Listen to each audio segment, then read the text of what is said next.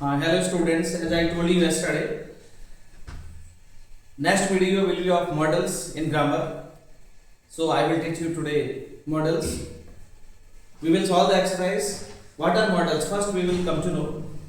Models are also helping verbs. Just like tense. जैसे tense में helping verb रहती है, do doesn't are was verb. ऐसे tense के अलावा जो helping verbs में model helping verbs कहलाती है, ठीक है? तो इनका ये गैप फिलिंग में पूछा जाता है और इनका किस प्रकार से यूज होता है वो मैं आपको एक्सरसाइज में एक्सप्लेन करूंगा। आप भी रिप्लाई करेंगे जब मैं क्वेश्चन आपको पूछूंगा। तो फर्स्ट क्वेश्चन देखिए आप, यू डैश रिस्पेक्ट एल्डर्स, क्या आना चाहिए? ऑट टू आना चाहिए। ऑट टू क्यों आएगा? जब भी हम मैनर्स एटिकेट्स की बात करते हैं ना, शिष्टाचार व्यवहार की बात करते हैं तो ऑट टू का यूज होता है। मॉरलिटी की बात करते हैं, नैतिकता की बात करते हैं तो क्या आता है? ऑट टू आता है। इसमें देखिए ऑट टू का मतलब क्या होता है? चाहिए। तो you ought to respect elders मतलब आपको बड़ों का सम्मान करना चाहिए। इसमें मॉरलिटी की बात हो रही है, मैनर्स की बात हो रही है। जब मैनर्स की मॉरलिटी की बात करते हैं तो ऑट टू आता है। सेकंड क्वेश्चन है, earlier we dash play in this very ground. Yes, used to. देखिए अर्लियर का मतलब क्या होता है? पहले। जो हम पहले काम करते रहे अब नहीं करते, ऐसी कंडीशन में किसका यूज होता है? यूज्ड टू का, ठीक है?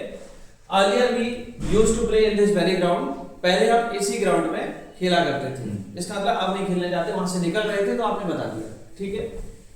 तो पहले जो काम करते थे अब नहीं करते, उसमें यूज्ड टू आता है। नाउ थर्ड नंबर सेंटेंस है, she dash spoil the plan. Yes you may, हमें आएगा। पॉसिबिलिटी को एक्सप्रेस करते तो मे का यूज होता है।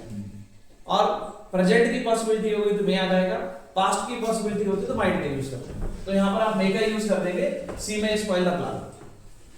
Now next है fourth number, you solve all these questions. क्या नाम है?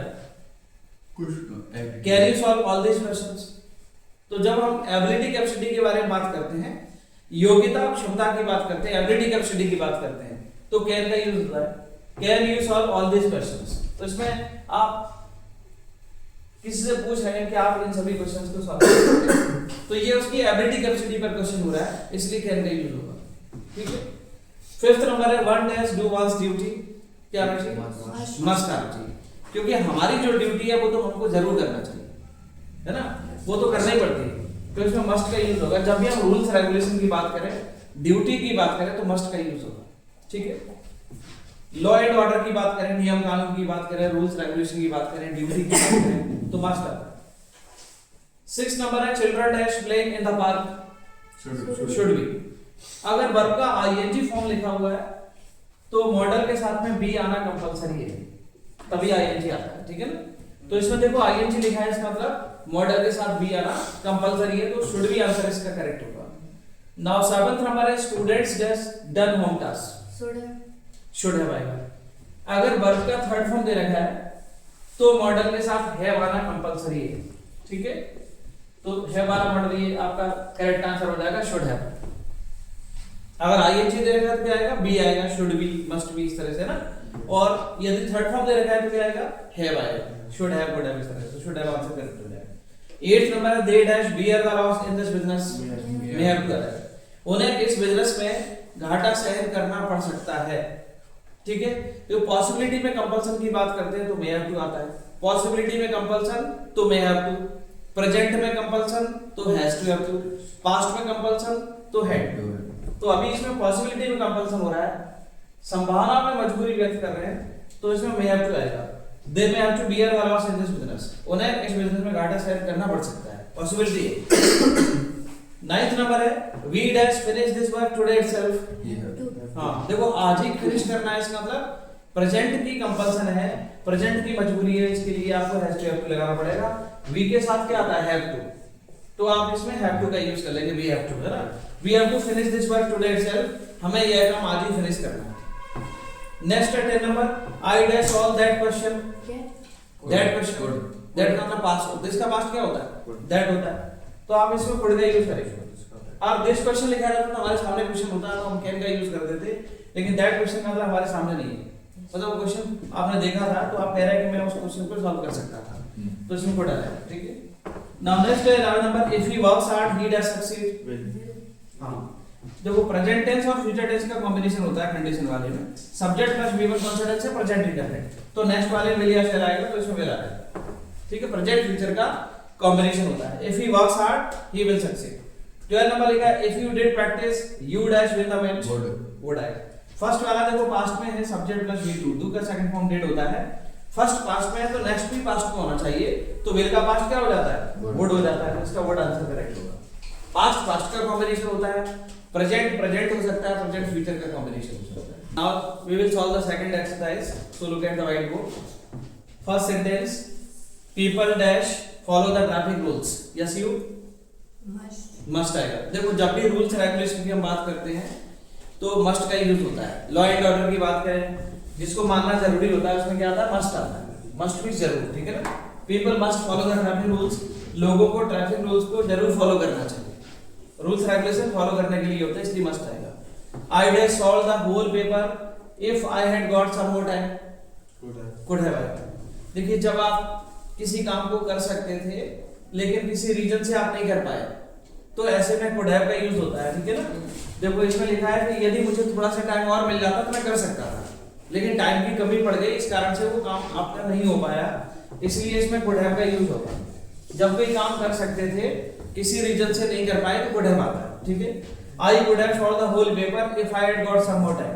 नाउ थर्ड नंबर है यू डैश वरी नाउ, क्या होना चाहिए, नीडंट आएगा।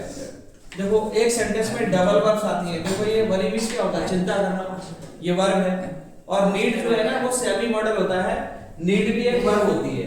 अगर इसमें डबल वर्ब आती है तो फिर आपको टू लगाना पड़ता है, टू इसमें दिया नहीं है और इधर मॉडल के साथ भी नहीं दिया, तो इसका मतलब इसमें नेगेटिव बनेगा सेंटेंस, नीडंट आएगा, क्योंकि जब ये हेल्पिंग वर्ब की तरह से यूज हो जाता है फिर टू नहीं आता, तो इसमें टू है ही नहीं, तो इसलिए नीडंट आना चाहिए, है ना। और यहाँ पर टू लिखा रहता ना, टू वरी, तो नीड लगाना पड़ता है, तो नीडंट आएगा इसमें ना, यू नीडंट वरी नाउ, तुम्हें चिंता करने की जरूरत नहीं है। नेक्स्ट है fourth number, how dash you enter the office without permission, dare. और किसी को थ्रेटन करते हैं, डराते धमकाते हैं, तो ऐसे में डेयर का यूज होता है। हाउ डेयर यू एंटर, मतलब तुम्हारी हिम्मत कैसे हुई ऑफिस में विदाउट परमिशन के एंटर करने की, how dare you enter the office without permission, ठीक है। नेक्स्ट है you dash to do more practice, need आएगा इसमें। देखो इसमें ये वर्ब है और टू लगा हुआ है इससे पहले, तो इसका मतलब डबल वर्ब्स यूज होंगी, तो ये वर्ब की तरह से यूज होगा नीड, तो यहाँ नीड आ जाएगा। अगर इसमें टू नहीं होता तो क्या आता, नीडंट आ जाता है ना। You need to do more practice, अगर किसी सेंटेंस में डबल वर्ब्स आती है तो सेकंड वर्ब से पहले टू लगता है, तो इसमें टू लगा हुआ है, इसका मतलब वर्ब की तरह से यूज होगा। If you had done hard work you would have passed, हां हैड और वुड हैव का कॉम्बिनेशन होता है, हैड एंड वुड हैव का कॉम्बिनेशन होता है, तो इसमें वुड हैव आ जाएगा। If you had done hard work, यदि तुमने हार्ड वर्क किया होता तो तुम पास हो गए। नेक्स्ट है students dash solve this question as it is very difficult, can't है क्वेश्चन बहुत डिफिकल्ट है तो स्टूडेंट सॉल्व नहीं कर सकते, नेगेटिव बनेगा, कांट आ जाएगा इसमें, ठीक है, प्रेजेंट टेंस में लिखा गया है। नाउ नेक्स्ट है yesterday I didn't come to you as I dash attend the program, क्या आएगा, हाँ ठीक है। पहला सेंटेंस आपका पास्ट में, yesterday I didn't come to you, है ना, कल मैं आपके पास नहीं आ पाया, as I had to attend the program, क्योंकि मुझे प्रोग्राम अटेंड करना था, इसका मतलब आप और भी चले गए, ठीक है, टू आए, इसलिए आप बता रहे हैं, मजबूरी बता रहे हैं। पास्ट में कंपल्सन बताते तो had to। नेक्स्ट है C dash to finish this work, इसमें today itself और ऐड कर लीजिए, कैन today itself कर लो, क्या नहीं टुडे इटसेल्फ कर लो, तो आपको समझ आ रहा है क्या करना है उसमें। नाउ सेंटेंस नंबर 9 देखिए, she dash finish this work today itself, मतलब आज ही फिनिश करना है, प्रेजेंट की कंपल्सन है, आज की मजबूरी है ये आपकी, ठीक है, हैज टू करना पड़ेगा, क्या जाएगा इसमें, ठीक है, टू तो ऑलरेडी उसमें लगा हुआ है, इसलिए आप हैज का यूज कर देंगे तो हैज टू हो जाएगा। She has to finish this work today itself. Now 10 number we dash help each other, can should I, हमें एक दूसरे की हेल्प करनी चाहिए, एडवाइस है, जनरल एडवाइस देते हैं तो शुड का यूज होता है, ठीक है, तो क्या हो जाएगा, we should help each other, हमें एक दूसरे की हेल्प करनी चाहिए, we should help each other.